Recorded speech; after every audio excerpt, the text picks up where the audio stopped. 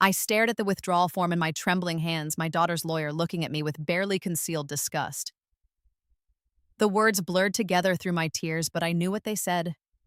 I was officially dropping all criminal charges against Marcus Chen, the man who had spent 6 months systematically abusing my 8-year-old daughter, Lily. Sign here, the lawyer said flatly. He wasn't Lily's lawyer anymore. He was theirs now, my husband's family, who had paid him more in 1 week than I could earn in a year. My hand shook as I held the pen. Behind me, my mother-in-law's voice dripped with false sweetness. You're doing the right thing, dear. Think of the family. Think of your other children. I had 2 other children. Twin boys, 6 years old, who my husband had threatened to take from me if I didn't comply. Drop the charges, or I'll prove you're an unfit mother and you'll never see any of them again. The thing was, Marcus Chen was my brother-in-law, my husband David's younger brother, golden boy, Harvard graduate, the Chen family's pride and joy, and he had raped my daughter repeatedly over 6 months while babysitting her. Lily had finally told me 3 weeks ago, curled in her bed, body racked with sobs. The hospital examination confirmed it. The evidence was damning. Marcus had been arrested, and for 72 glorious hours I had believed in justice. Then the family closed ranks. David had slapped me when I refused to drop the charges. His father had threatened to destroy my parents' small business. His mother had cried, actually cried about how I was trying to ruin an innocent young man's life over childish fantasies. They'd hired investigators to dig up dirt on me, found my medical records from when I'd had postpartum depression, found an old college photo of me drunk at a party. They were building a case that I was unstable, that I was projecting, that I had coached Lily to lie. My own parents had begged me to reconsider. Think of the boys. Think of your marriage. These are serious accusations. As if I hadn't thought of anything else, as if I hadn't held my daughter while she screamed through nightmares, as if I hadn't seen the blank, hollow look in her eyes that no 8-year-old should ever have. But I was alone, completely alone. My friends had all been David's friends first. My support system was embedded in his family, and I had no money of my own. I'd been a stay-at-home mom for 9 years, so I signed. The lawyer witnessed it with barely a glance. My mother-in-law actually hugged me, and I felt bile rise in my throat. You'll see, she whispered. This will all blow over, and we can be a family again. That night, I tucked Lily into bed. She wouldn't look at me. Mommy made it stop, sweetheart, I whispered, though the words tasted like ash. Uncle Marcus won't hurt you anymore. She finally met my eyes, and what I saw there destroyed me. Not relief, not trust. Betrayal. You, promised, she said in a small, dead voice. You said you'd make him pay. I know, baby, I know, but you lied. She turned her face to the wall, and no matter how much I pleaded, she wouldn't look at me again. 3 months later, she swallowed all of my sleeping pills. The doctors saved her, barely. She was in the ICU for 4 days. When she woke up, she still wouldn't speak to me. They sent her to a psychiatric facility. David filed for divorce and full custody, using her suicide attempt as evidence of my failure as a mother. His lawyers painted me as negligent, mentally unstable, the cause of Lily's problems rather than their solution. Marcus went to Europe. For business, the family said. I saw the photos on social media. Him at galas, him with beautiful women, him living his best life while my daughter wanted to die. I lost custody of all 3 children. The judge, who was somehow a golfing buddy of David's father, ruled that I was a danger to their welfare. I got supervised visitation once a month. Once a month, to see my babies. Lily stopped speaking entirely. The boys forgot me piece by piece, visit by visit, their grandmother whispering poison in their ears. I lost my parents' house when the Chens destroyed their business as promised. My father had a heart attack from the stress. My mother stopped speaking to me, blamed me for all of it. I lived in a studio apartment that smelled like mildew and worked 3 jobs to afford the rent. Sometimes I could barely afford food. I stopped eating, stopped sleeping, stopped caring. 2 years after I signed those papers, I stood on the roof of my apartment building at 3 a.m., looking down at the street below, thinking about how easy it would be to just step off, to end it. I thought about Lily, locked in her silence, trapped with the family that had protected her abuser. I thought about my boys, who called my mother-in-law mommy now. I thought about Marcus, probably in some European capital, laughing with friends, completely unpunished. I stepped forward, and then I woke up. I gasped, shooting upright in bed, hands clutching soft Egyptian cotton sheets. My heart hammered against my ribs as I looked around wildly. This wasn't my studio apartment. This was my bedroom in the Chen family mansion. The bedroom I'd shared with David before everything fell apart. Pale morning light filtered through cream curtains. The room was pristine, decorated in the bland, expensive style my mother-in-law had insisted on. I looked down at my hands, no longer thin and veined from malnutrition, but healthy, manicured. What the hell? I scrambled out of bed and ran to the mirror. The face that stared back at me was my own, but younger. No hollow cheeks, no dark circles permanently etched beneath my eyes. I looked like I had 4 years ago. My phone sat on the nightstand, and with trembling hands, I grabbed it. The date read March 15th, 4 years ago, 3 weeks, before Lily told me what Marcus had done. I sat down hard on the bed, mind reeling. This wasn't possible. I had been on that roof. I had been about to jump. I had been 43 years old, broken and beaten down and ready to die. Now I was 39, and Lily? Lily was still whole. Still speaking. Still my baby girl who didn't yet know what nightmares felt like. I didn't question it. I didn't care how or why. I had been given something impossible. A second chance. And this time, I wasn't going to let them win. I spent the first day in a daze gathering information. I went through my old journals, my old emails, my old text messages. I checked David's computer when he went to work. The password was still Marcus Rocks 23. Because my husband was both predictable and pathetic, I found what I was looking for in his private email. Messages between him and Marcus, between him and his parents, planning business deals, discussing investments, and then, dated April 8th, 3 weeks from now, the first message that made my blood run cold. Marcus to David. Lily's being weird lately. Won't hug me. Did Emma say something? David to Marcus. I'll handle Emma. She's paranoid. You know how she gets. Marcus to David. Good. I'd hate for misunderstandings to cause family problems. They'd known. Before Lily even told me. Before the hospital. Before everything. David had known something was wrong and had chosen his brother over our daughter. I took screenshots of everything. Then I did something I hadn't done in my previous life. I went to Lily's room while she was at school and installed a nanny cam hidden in her bookshelf. A good one, with night vision and audio. I knew what was coming. I knew Marcus was grooming her, that the actual abuse would start in 2 weeks when David and I were supposed to go to a business conference overnight. Marcus had volunteered to babysit, not this time. That evening, I watched Marcus at family dinner. He was charming, as always, making jokes, ruffling Lily's hair. She smiled at him, trusting, innocent. I wanted to kill him with my bare hands. Instead, I smiled too and asked him about his new job at the family company. It's great, he said, grinning. David's really taking me under his wing. That's wonderful, I said sweetly. Families should always support each other, don't you think? My mother-in-law beamed at me. That's exactly right, Emma. Family first, always. I met her eyes and kept smiling. Always. Over the next 2 weeks, I prepared. I went to see a lawyer, not in the city, but 3 towns over, one who had no connection to the Chen family. I told her I was preparing for a potential divorce and custody battle. I need to protect my children, I said. I need to document everything. She helped me set up a separate bank account, advised me on how to gather evidence, how to protect myself legally.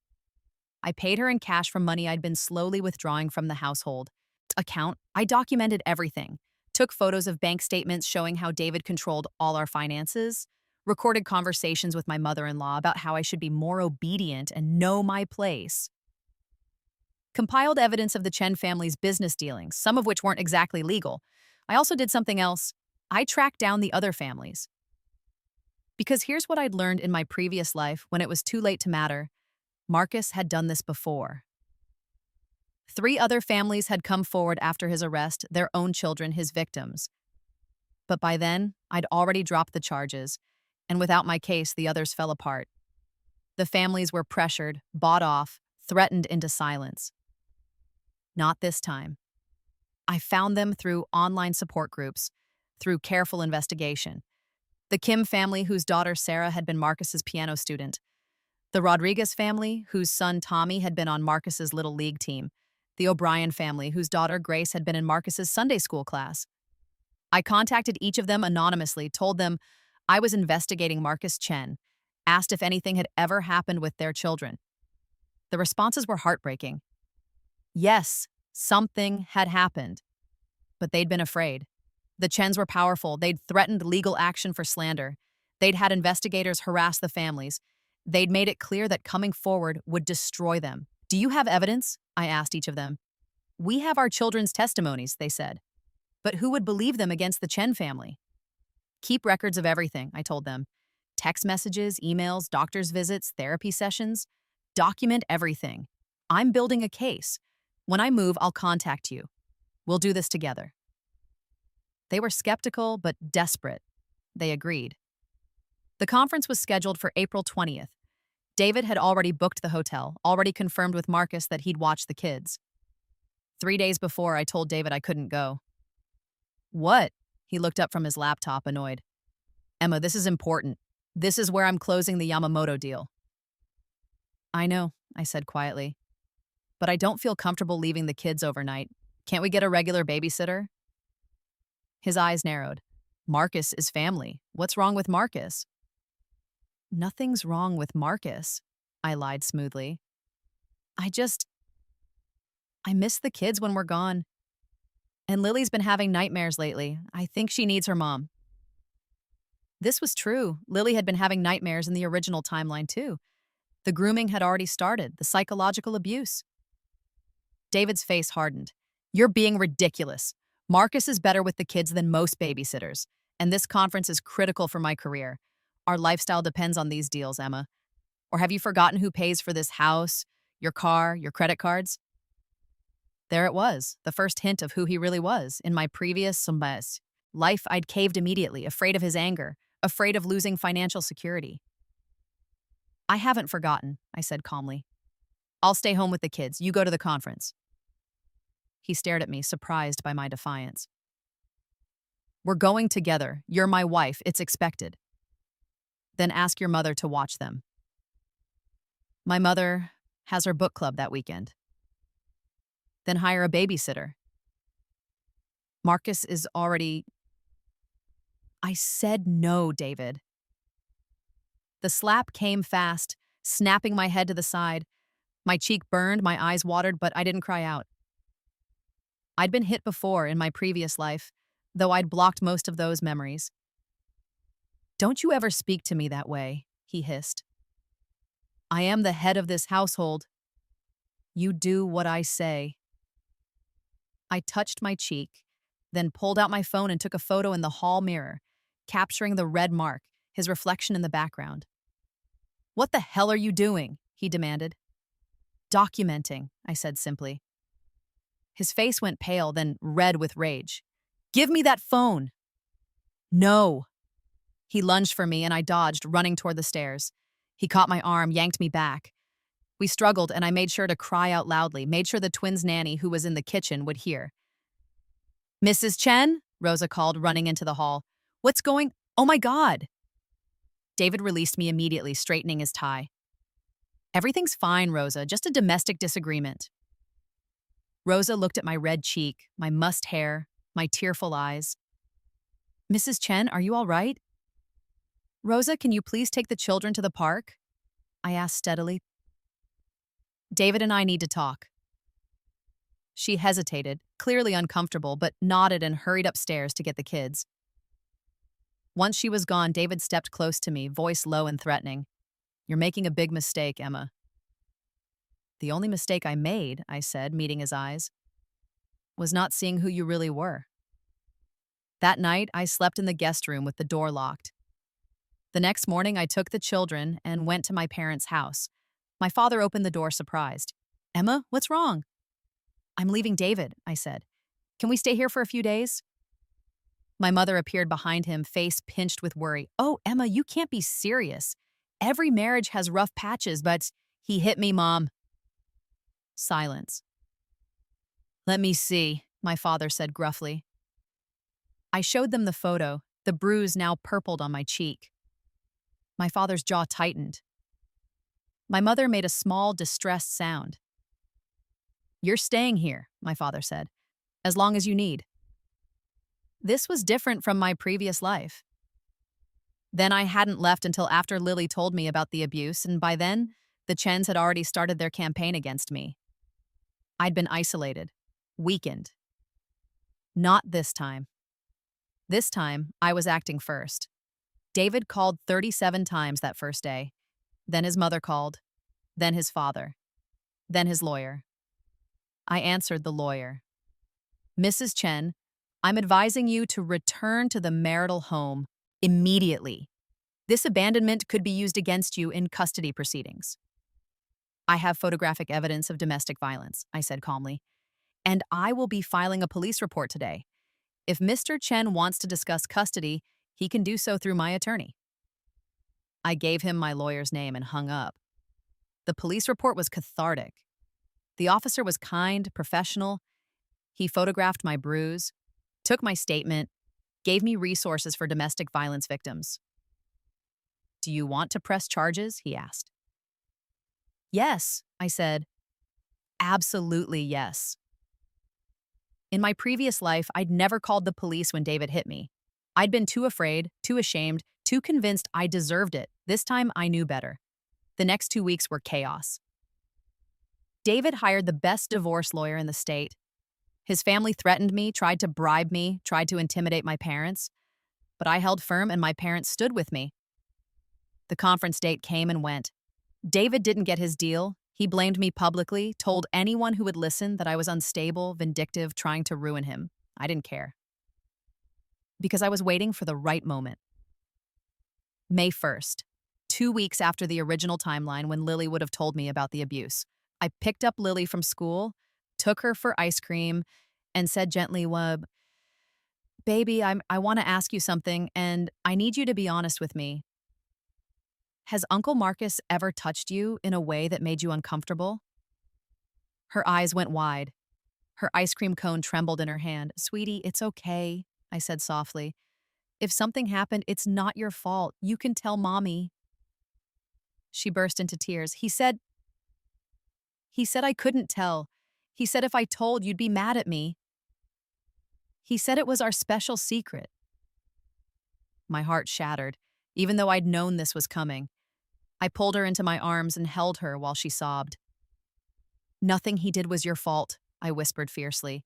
"Nothing, and Mommy is not mad at you. Mommy is going to protect you. I promise." This time, I meant it. We went straight to the police station. Lily was interviewed by a specially trained detective in a child-friendly room. I sat behind one-way glass, watching my baby girl explain in halting, tearful words what Marcus had done. Grooming, touching, boundary violations. Not yet the full rape that would have happened in the original timeline because I'd prevented that, but more than enough for charges. The detective was furious when she emerged. "That son of a bitch," she muttered, then caught herself. "Sorry, but we're going to nail him, Mrs. Chen. Your daughter was very brave." "What happens now?" "We'll need a medical examination to document any physical evidence. Then we'll get a warrant for Marcus Chen's arrest. Do you feel safe? Does he know where you're staying?" "I'm staying with my parents, and my husband's family knows, but we can arrange a protective order against Marcus Chen and anyone who threatens you or your daughter." I thought about David, about his parents, about their threats. "Yes, please." Marcus was arrested on May 3rd at the Chen Family Company office. According to news reports, he'd tried to run. They caught him in the parking garage trying to get to his car. David called me screaming, "How could you do this? He's my brother. This will destroy our family." "He abused our daughter," I said coldly. He destroyed our family. I'm just making sure he pays for it." "You lying bitch. She's making it up. You coached her." "The evidence speaks for itself, David. And if you continue harassing me, I'll add you to the protective order." I hung up. The Chen family immediately went into damage control mode. They hired Marcus, the best criminal defense attorney in the state, the same one who'd worked for them in the original timeline. They started a whisper campaign against me and Lily. But this time, I was ready. I contacted the other families. Now, Isai, I said, it's time. Within 48 hours, 3 more families came forward with allegations against Marcus Chen, Sarah Kim, Tommy Rodriguez, Grace O'Brien, all with detailed testimonies, all with evidence they'd been quietly gathering. The case exploded. What had been a local story became regional, then national. Silicon Valley scion accused of serial child abuse. Multiple families accuse Harvard graduate of molestation. The Golden Boy's dark secret. The Chen family tried to suppress it, but they couldn't suppress 4 families, couldn't silence 4 children, couldn't make the evidence disappear. Marcus's lawyer tried to argue they were all lying, all coordinating, but the evidence spanned years, different locations, different contexts. There was no way to explain it away. The preliminary hearing was set for June 15th, but I wasn't done, because Marcus wasn't the only one who needed to pay. I went back through all my documentation from the previous timeline, all the evidence I'd gathered this time around. David's emails showing he'd known something was wrong and ignored it. My mother-in-law's statements about protecting the family at all costs, my father-in-law's threats against my parents' business. Then I found something even better.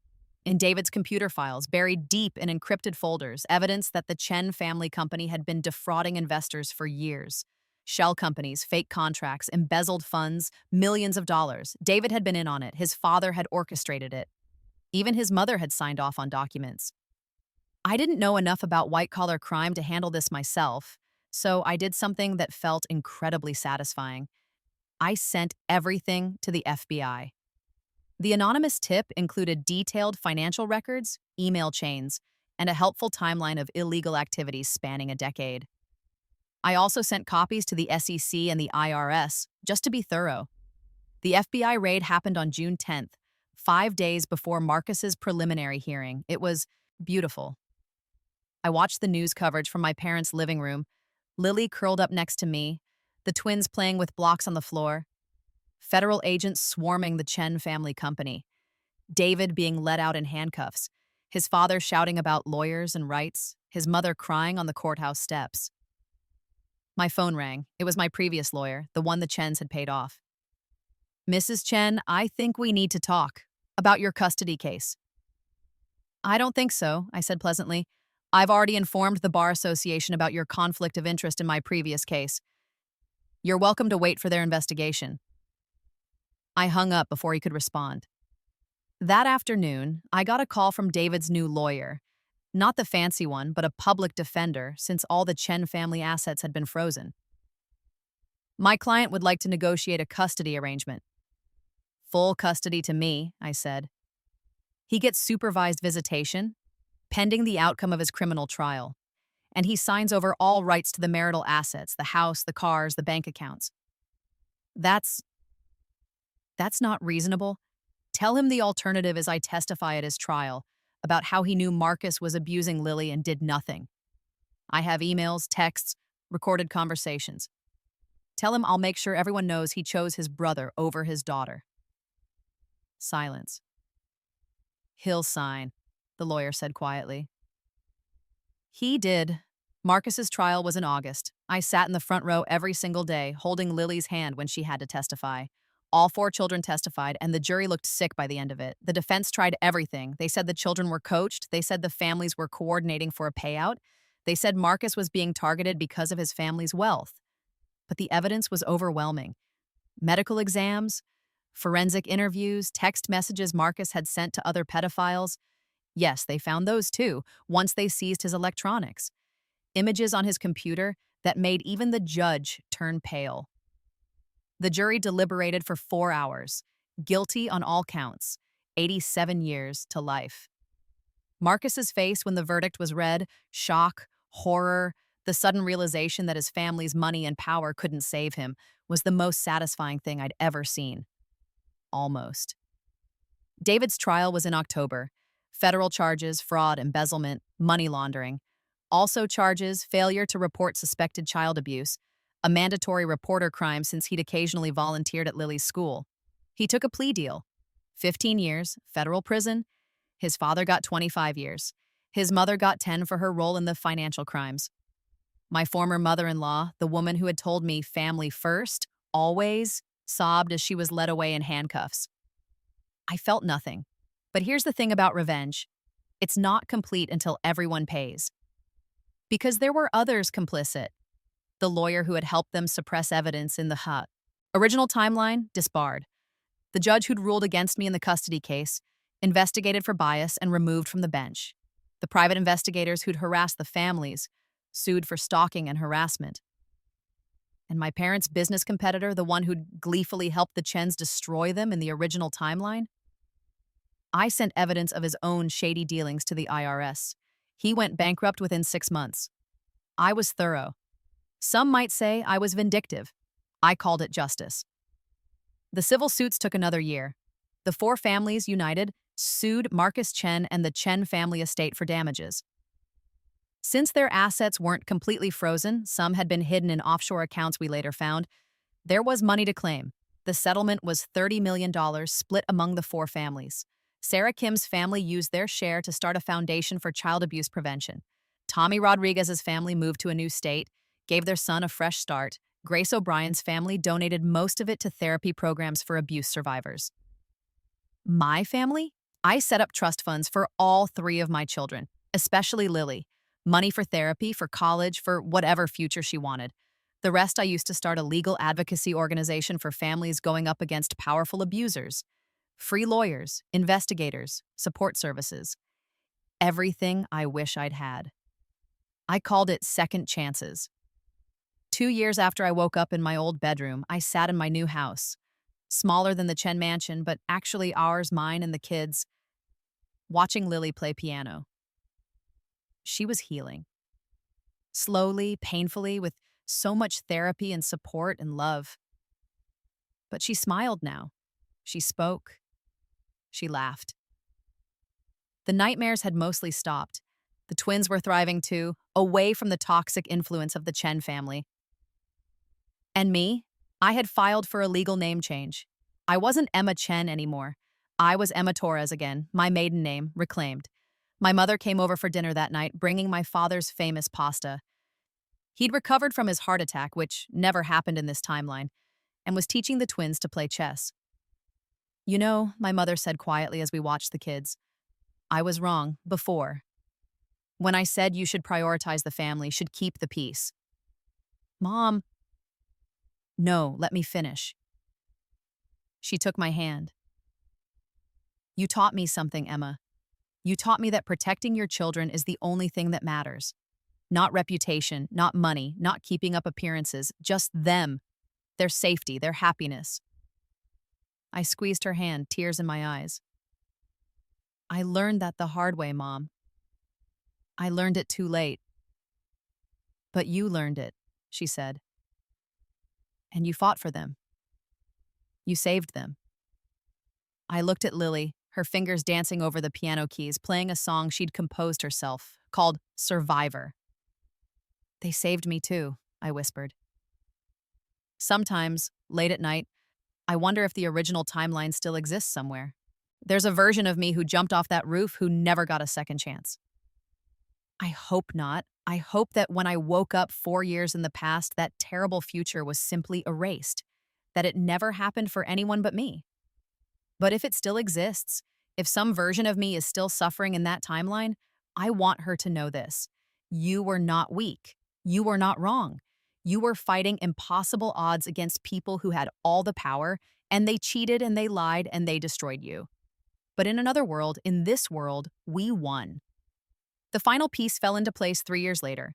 Lily was 13, confident and strong, and everything I'd hoped she could be. She'd started volunteering with Second Chances, talking to other survivors, helping them understand they weren't alone. I got a call from the Rodriguez family. Emma, you need to see this. They sent me a news article. A small piece, easy to miss. Marcus Chen found dead in prison. Apparent suicide. I read the details. He'd hanged himself in his cell, left no note. Guards claimed he'd been increasingly despondent, isolated. Other inmates had learned why he was there. Child molesters don't do well in prison. I sat with the article for a long time, trying to figure out how I felt, not happy exactly. Death seemed too easy for him, too quick. But relieved. Relieved that he couldn't hurt anyone else ever again. Relieved that the children wouldn't have to fear his release in some distant future. Relieved that it was finally, truly over. I called Lily into my office, showed her the article. She read it silently, her face calm. Then she looked up at me. "Good," she said simply. "Are you okay? Are you kissy?" I asked. "Yeah." She smiled, a real smile, the kind that reached her eyes. "I'm okay, Mom. He can't hurt anyone now." She hugged me and I held her tight, this brave, beautiful girl who had survived so much. "You did it," she whispered. "You protected us. You made them pay." "We did it," I corrected. "You were so brave, Lily, so strong." "I learned from you," she said. 5 years after my rebirth, I stood in front of a congressional committee. They were investigating failures in the family court system, particularly in cases involving abuse. I'd been invited to testify as an expert witness and advocate. "Ms. Torres Ichet," the committee chair said, "you've become a leading voice in reform efforts. Can you tell us what inspired your work?" I thought about that question. About the other timeline, the one where I'd lost everything. About the moment I stepped toward the edge of that roof. "I had a daughter who was abused," I said clearly, my voice carrying through the chamber. "And I was forced to choose between protecting her and losing everything, my other children, my home, my family, my future. I was told that pressing charges would ruin lives, destroy a family, that I should think of the consequences." I paused, meeting the eyes of each committee member, and the consequence of my daughter's abuse was that she tried to kill herself at age 8. That's the consequence that mattered. And when I finally understood that, when I finally chose her over everyone and everything else, I realized how broken our system is. How many parents are bullied into silence? How many children suffer because the powerful can intimidate, bribe, and threaten their way out of accountability? And your organization, Second Chances, addresses these issues how? We provide free legal representation to families who can't afford to fight back. We connect them with resources, with other families, with advocates. We teach them that they're not alone, that they don't have to choose between protecting their children and surviving financially. We make sure that abusers and their enablers face consequences, no matter how rich or powerful they are. Your organization has been remarkably successful. 43 convictions in 5 years, numerous policy changes, 43 abusers who can't hurt anyone else, I interrupted. 43 families who got justice. But there are thousands more who need help. That's why I'm here today, asking for federal support, for legislation that protects whistleblowers in abuse cases, that provides financial and legal assistance to families, that holds enablers accountable. The committee members nodded, made notes. After the hearing, reporters swarmed me. "Ms. Torres, is it true your ex-husband and his entire family are in prison?" "Yes." "Do you think that's justice?" I smiled. "I think justice is my daughter playing piano without flinching when someone touches her shoulder. Justice is my sons growing up understanding that protecting people is more important than protecting reputations. Justice is 43 families sleeping easier at night. My ex-husband and his family?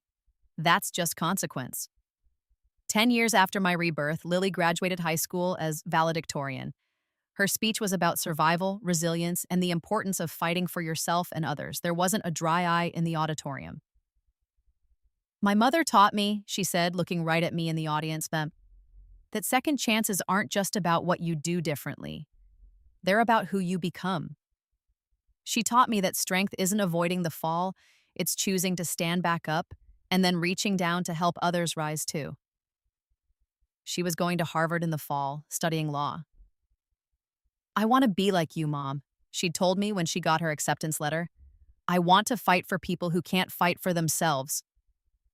I'd cried, held her close, told her how proud I was. "But not too much like me," I'd added. "Be better. Be the version I wish I'd been from the start." She'd laughed. You were always that version, Mom. You just needed time to remember. 15 years later, I sat in a courtroom again. But this time, I wasn't the victim, the witness, or even the advocate in the gallery. I was there to watch my daughter argue her first case. Attorney Lily Torres, 26 years old, brilliant and fierce, representing a family against a powerful corporation that had covered up abuse in their facilities. She was magnificent. The jury found in her client's favor, 20 million in damages. Afterward, reporters asked her the same questions they'd once asked me. Ms. Torres, your mother is famous for taking down the Chen family. Do you feel pressure following in her footsteps? Lily smiled, the same smile I'd learned to wear in front of cameras. My mother didn't take down the Chen family. She took down a child abuser and everyone who protected him. There's a difference. And no, I don't feel pressure. I feel purpose. What would you say to other abuse survivors? Her expression softened. I'd say you're not alone.